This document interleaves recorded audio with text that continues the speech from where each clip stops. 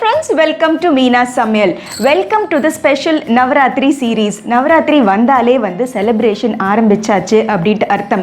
So இன்னைக்கிலிருந்து 9 continuous டேஸை வந்து என்கிட்ட இருந்து நீங்கள் ஸ்பெஷல் ரெசிபீஸை எதிர்பார்க்கலாம். ரெசிபீஸ்க்கு உள்ளே போகிறதுக்கு முன்னாடி இந்த நவராத்திரினை பற்றின ஒரு சின்ன ஜிஸ்ட் ஆஃப் கதையை வந்து நான் உங்ககிட்ட சொல்லிடுறேங்க. அதாவது குட் ஓவர் ஈவில். மகிஷாசுரன் அப்படின்ற அசுரனை வந்து வதம் செஞ்சு கொன்னதுனால தான் மகிஷாசுர மர்தினியை வந்து இந்த 9 டேஸ் வந்து பண்டிகையை நம்ம கொண்டாடுறோம். ஸோ அதுக்கு வந்து செலிப்ரேட் பண்ணுற மாதிரி தான் 9 டிஃப்ரெண்ட் ரெசிபீஸை வந்து நான் உங்ககிட்ட காட்ட போகிறேன். இந்த 9 ரெசிபீஸ் அப்படின்னு சொன்னேன் இல்லையா, கண்டிப்பாக இந்த 9 ரெசிபீஸுமே அதே சுண்டல் அதே பாயசம் இல்லாமல் கொஞ்சம் கண்டிப்பாக வேரியேஷன் பண்ணி தான் நான் காட்டியிருக்கேன். ஏன்னா எஸ்பெஷலி இந்த நவராத்திரி அப்படிங்கிறது வந்து பிள்ளைங்களுடைய ஸ்டடி ஹாலிடேஸாக இருக்கும், இல்லை குவார்ட்டர்லி எக்ஸாம் முடிஞ்சு அந்த வெக்கேஷன் பீரியடாக இருக்கும். ஸோ மோஸ்ட் ஆஃப் த ஹவுசஸில் வந்து பிள்ளைங்க வீட்டில் இருப்பாங்க. நெய்வேத்தியம் அப்படின்ட்டு சுண்டல் கொண்டு போய் நம்ம கொடுத்தோன்னு வச்சுக்கோங்க, அதே சுண்டலா போமா போர் அப்படின்னு சொல்லுவாங்க. சுண்டலில் கொஞ்சம் தாளிப்பில் கொஞ்சம் வேரியேஷன் காட்டினா கூட சுண்டல் தான், பாயசம் தான் இல்லையா. ஸோ அது மைண்டில் வச்சுக்கிட்டு இந்த சுண்டல்லையும் பாயசத்துலேயும் ஏதாவது ஒரு வெஜிடபிளோ ஃப்ரூட்டோ இன்கார்பரேட் பண்ணிவிட்டு நியூட்ரிஷனல் பெனிஃபிட்ஸை மைண்டில் வச்சுக்கிட்டு தான், அதுவும் நெய்வேத்தியத்துக்கு பொருத்தமாக இருக்கிற மாதிரி தான் நான் டிசைன் பண்ணி இந்த 9 டேஸ் வந்து டிஃப்ரெண்ட்டான ரெசிபீஸை உங்களுக்கு காட்ட போகிறேன். டிஃப்ரெண்ட்டான ரெசிபி, ஃப்ரூட்டு, வெஜிடபிள் என்னென்னமோ சொல்கிறேனே ரொம்ப கஷ்டமாக இருக்குமோ அப்படின்ட்டு நினைக்காதீங்க. ஏன்னா நவராத்திரி சீசன் அப்படின்னாலே வந்து பெரும்பாலும் நிறைய பேர் வீட்டில் கொலு வைக்கிற வழக்கம் உண்டு. கொலு இல்லைன்னா கூட நிறைய பீப்புள் டிராஃபிக், அதாவது வீட்டுக்கு வந்து குங்குமம் வாங்கிட்டு போங்க, நம்ம வெத்தலை பாக்கு வாங்கிட்டு போங்கன்னு நம்ம இன்வைட் பண்ணுறதும், நம்ம இன்னொருத்தர் வீட்டுக்கு போகிறதும் அப்படிங்கிறது வந்து நிறைய வேலை இருக்கும். அதுவும் இல்லாமல் பூஜை வேலை, அப்புறமா டெய்லி கோர்ஸோட வேலை இருக்கும் இல்லையா, பிரேக்ஃபாஸ்ட் லஞ்ச் டின்னர், இதெல்லாத்தையும் தாண்டி 5 நிமிஷத்தில் செய்கிற மாதிரி சிம்பிளான ரெசிபீஸ் தான் நான் சூஸ் பண்ணியிருக்கேன். இந்த 9 ரெசிபீஸ்லையுமே வந்து நான் சிம்பிளான இன்க்ரீடியன்ஸ், வீட்டில் அவைலபிளான இன்க்ரீடியன்ஸ் யூஸ் பண்ணி தான் செஞ்சுருக்கேன். அப்படி இல்லைன்னா கூட நீங்கள் ஒன் டே அட்வான்ஸாக பார்க்கறதுனால ஏதாவது வெஜிடபிள் டாப்பப்போ ப்ரொவிஷன் டாப்பப்போ ஏதாவது பண்ணணுன்னா கூட நீங்கள் தாராளமாக செஞ்சுக்கலாம். ஸோ வாங்க நம்ம ஃபர்ஸ்ட் ரெசிபி என்ன அப்படிங்கிறத பார்ப்போம். சமையல் மீனாஸ் குவிக் சமையலில் இன்றைக்கி நம்ம பார்க்க போகிறது ஆப்பிள் கீருங்க.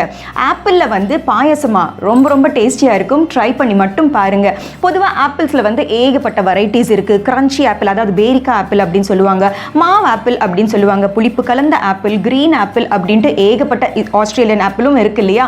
ஸோ ஏகப்பட்ட வெரைட்டிஸ் இருந்தாலும் இதுக்கு வந்து கொஞ்சம் புளிப்பு கம்மியாக இருக்கிற ஆப்பிள் தான் சூட்டபுளாக இருக்கும். ஏன்னா ஸ்வீட் அப்படிங்கிறதுனால ஸ்வீட் காம்ப்ளிமெண்ட் பண்ணணும் அப்படிங்கிறதுனால தான் புளிப்பு அந்த மாதிரி ஆப்பிள் வந்து நீங்கள் அவாய்ட் பண்ணிடுங்க. தோல் நீக்கி நல்லா சால்ட் வாட்டரில் துருவிட்டு நல்லா பிழிஞ்சிட்டு கிளியர் வாட்டரில் வாஷ் பண்ணிவிட்டு அதுக்கப்புறமா பாயசம் செஞ்சு பார்த்தேனுங்க, சான்ஸே இல்லை. பொதுவாக பாயசம் அப்படின்னாலே பாசிப்பருப்பு பாயசம், ஜவ்வரிசி பாயசம், சேமியா பாயசம், இது மட்டும்தான் நம்ம வந்து ரெகுலராக செஞ்சிட்ருக்கோம். ஏன்னா வந்து அது ஈஸி டு மேக்கு, டக்குன்னு எல்லாமே கையில் கிடைக்கும். ஆனால் இதுக்கும் எல்லாம் இன்க்ரீடியன்ஸ் வீட்டில் இருக்கிறது தான் ஆப்பிள் மட்டும்தாங்க. ஸோ ஆப்பிளும் வந்து காமனான ஒரு ஃப்ரூட்டு தான், எல்லார் வீட்லையும் இருக்கும். அதுவும் நவராத்திரி சீசன்னா கேட்கவே வேண்டாம், நிறைய பூ பழம் எல்லாம் வீட்டில் நிறைய இருக்கும். ஸோ ஆப்பிள் அப்படிங்கிறது ரொம்ப ஈஸியான இன்கிரீடியன்ட் தான். ஸோ ஆப்பிள் கீர் எப்படி செய்யறது அப்படிங்கிறத பார்ப்போம். ஸோ ஆப்பிள் கீர் செய்ய தேவையான பொருட்கள்: ஒரு ஆப்பிள் வந்து தோல் நீக்கி அந்த சீட்ஸ் எல்லாம் ரிமூவ் பண்ணி ஃபைனாக கிரேட் பண்ணி சால்ட் வாட்டரில் போட்டு வச்சுருக்கேன். சால்ட் வாட்டரில் போட்டு வைக்கிற காரணம் என்னென்னா ஆக்சிடைஸ் ஆகாமல் இருக்கும், நல்லா ஒயிட் கலர்லேயே இருக்கும்.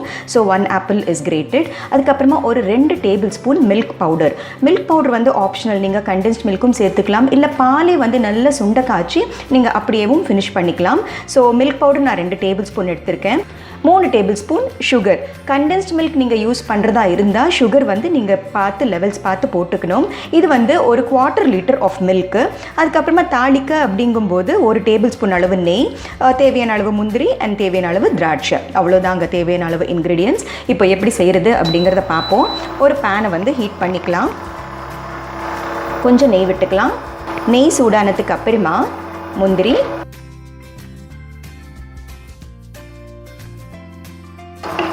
வந்து லைட் ப்ரௌன் ஆகட்டும்.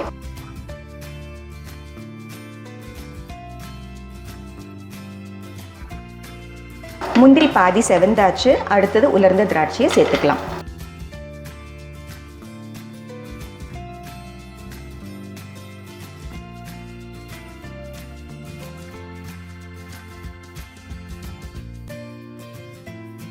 ஸோ கிரேப்ஸும் நல்லா வறுபட்டாச்சு. இது வந்து ஒரு குட்டி போலுக்கு நான் ட்ரான்ஸ்ஃபர் பண்ணிக்கிறேன். இதே பேனில் இந்த லெஃப்ட் ஓவர் கீயை சேர்த்துக்கிறேன். இந்த ஆப்பிள் வந்து சால்ட் வாட்டரில் சேர்த்துருக்கேன் இல்லையா, இன்னொரு பவுலில் வந்து நல்ல கிளியர் வாட்டர், இந்த சால்ட் வாட்டரில் இருக்கிற ஆப்பிளை வந்து இந்த கிளியர் வாட்டரில் ஒரு வாட்டி வாஷ் பண்ணிவிட்டு அதுக்கப்புறமா வந்து நம்ம நெய்யில் வறுக்கலாம். இது செய்கிற காரணம் என்னென்னா, நம்ம பால் சேர்த்து செய்கிறோம் இல்லையா, அதுக்கப்புறமா உப்பு இருக்கும்போது பால் வந்து திரியறதுக்கான சான்சஸ் இருக்குது. ஸோ இதில் வந்து நல்லா வாஷ் பண்ணிவிட்டு அதுக்கப்புறமா நம்ம சேர்த்துக்கலாம். வந்து நல்லா பிழிஞ்சாப்பில் ஸ்க்வீஸ் பண்ணிவிடுங்க.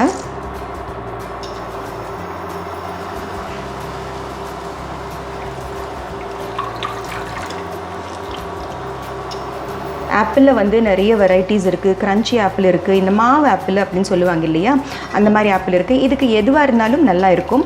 கொஞ்சம் புளிப்பு கலந்த ஆப்பிளாக இல்லாத மாதிரி பார்த்துக்கோங்க. நல்ல ஸ்வீட் ஆப்பிள் எடுத்துக்கோங்க. அப்போது ஆப்பிள் சேர்த்ததுக்கு அப்புறமா நல்லா குக் ஆகிற வரைக்கும் நல்லா வதக்கிக்கலாம்.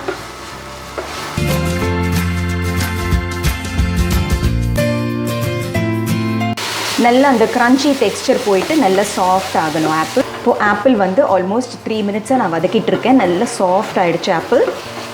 அடுத்தது வந்து சர்க்கரையை சேர்த்துக்கலாம்.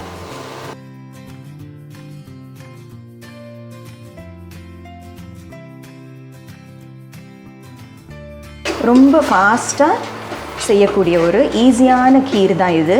ஃப்ரூட் சேர்க்குறதுக்கு ஒரு நல்ல சான்ஸ் நம்மளுக்கு. ஸோ சர்க்கரை கரைஞ்சாச்சு. அடுத்தது வந்து இது வந்து ஆல்ரெடி காய்ச்சி ஆற வச்ச பால் தான்.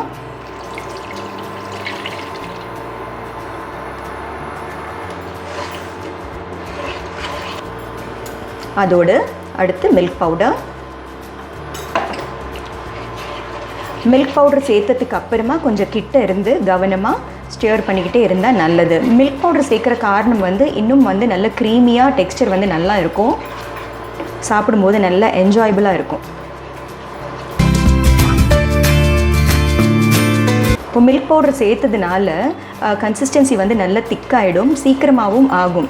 ஸோ அதனால் ஒரு கொதி வந்த உடனே கூட நம்ம ஸ்டவ் சுவிட்ச் ஆஃப் பண்ணிடலாம். ஒரு 2 மினிட்ஸ் தான் ஆச்சுங்க, எவ்வளோ சீக்கிரம் கொதிக்க ஆரம்பிச்சிருச்சு பாருங்கள். ஸோ கன்சிஸ்டன்சி நீங்கள் கவனித்து பார்த்தீங்கன்னா நல்லா திக்காயிட்ருக்கு பாருங்கள். அடுத்தது இந்த ஏற்கனவே வறுத்து வச்ச திராட்சையும் முந்திரியும் சேர்த்துக்கலாம்.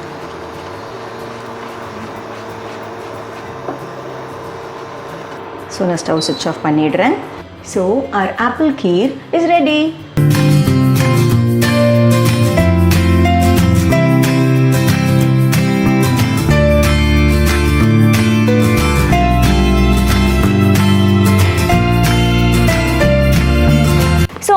கீர் எப்படி செய்கிறது அப்படிங்கிறத பார்த்தீங்க இல்லையா, ரொம்ப ரொம்ப ஈஸிங்க. 5-10 நிமிஷத்துக்குள்ளே செய்யக்கூடிய ஒரு ஈஸியான ரெசிபி தான் இது.